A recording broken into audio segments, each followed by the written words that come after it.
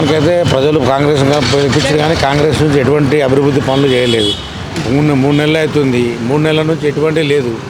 మళ్ళీ ఈసారి ఖచ్చితంగా బీఆర్ఎస్ వస్తుంది. కేసీఆర్ నుంచి ఎంపీ ఎవరు నిలబడ్డా కేసీఆర్ నుంచి ఎంపీగా వాళ్ళే నిలబడతారు, వాళ్ళే గెలుస్తారు.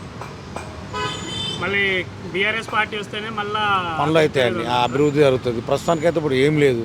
బస్సులు పెట్టారు కానీ బస్సులలో ఆడవాళ్ళు కొట్లాడనే ఉన్నది, ఉపయోగం లేదు. గ్యాస్ ఇప్పుడు 3 నెలలు అవుతుంది, గ్యాస్ ఇంతవరకు గ్యాస్ అనేది సిలిండర్ ఇంకా బుగ్గాలే. కేసీఆర్ ఉన్నప్పుడు అయితే ఒక్కటే రోజుకు గ్యాస్ వస్తుండే, ఇప్పుడు 20 రోజులు అవుతుంది గ్యాస్ అప్లై చేసి ఇంతవరకు గ్యాస్ కూడా ఇంటికి వస్తలేదు. అందుకుంటే ప్రజలు మళ్ళీ మార్పు కోరుతారు. ప్రజలు కంపల్సరీ ఈసారి ఎంపీగా కేసీఆర్ ప్రభుత్వాన్ని ఖచ్చితంగా ఎంపీగా గెలిపిస్తారు. పార్లమెంట్ ఎలక్షన్స్లో సికింద్రాబాద్ నియోజకవర్గం నుంచి ఏ పార్టీ వస్తే మంచిది అనుకుంటున్నారు? ఇప్పుడు వాళ్ళు వీళ్ళనేసి కాదన్న, ఎవడు వచ్చినా లత్కోరగాలే, వాళ్ళు చూసుకుంటారు. కానీ ఇక్కడ చేసేది తక్కువ ఉంటాయి, వాళ్ళు తీసుకునే ఎక్కువ ఉంటాయి. కాకపోతే మాట్లాడడానికి మాత్రం బాగానే మాట్లాడతారు, నీతులు మాట్లాడతారు. కానీ చేసేవాళ్ళు ఇవ్వలేడు ఇక్కడ, అంతే. ఏ పార్టీ గెలిచినా కానీ ఉపయోగం లేదంట. లేదు. సార్, రాబోయే పార్లమెంట్ ఎలక్షన్స్లో ఏ పార్టీ వస్తే మంచిది అనుకుంటున్నారు? మాకు ఏ పార్టీ వచ్చినా మాకేం లేదు, మాకు ఎవరేం పెట్టరు, మాకు ఎవరేం పెట్టదు. మాకెందుకు ఏ పార్టీ అయినా రాని, మాకు ఈ కష్టం చేసుకోవాలి, బతకాలి, బస్ అంతే.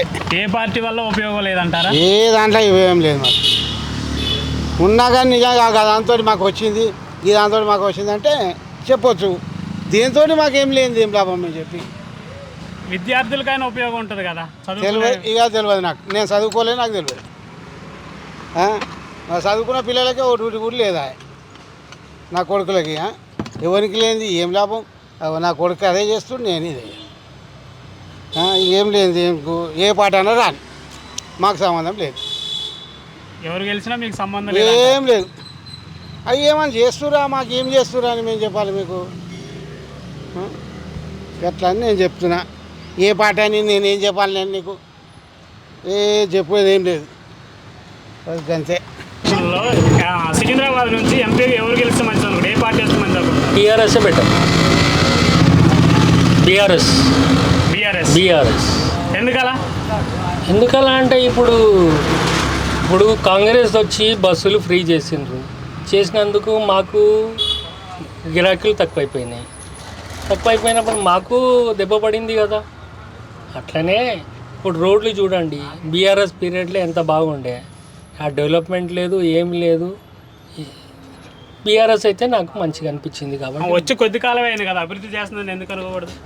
అభివృద్ధి అనేది కాంగ్రెస్ గతంలో కూడా చూసినాం. కాంగ్రెస్ గురించి అందులో ఏమీ ఉండదు, రెచ్చగొట్టడం, వాళ్ళని వీళ్ళని రెచ్చగొట్టడం, మత కలహాలు లేపడము, అది తప్ప వీళ్ళు ఉద్ధరించింది ఏమీ లేదు. అదే బీఆర్ఎస్ ఉండే మత కలహాలు ఉండేనా? 10 సంవత్సరాలలో ఏదైనా గొడవలు అయినాయా? హైదరాబాద్లో కానీ సికింద్రాబాద్లో కానీ గొడవలు అయినాయా?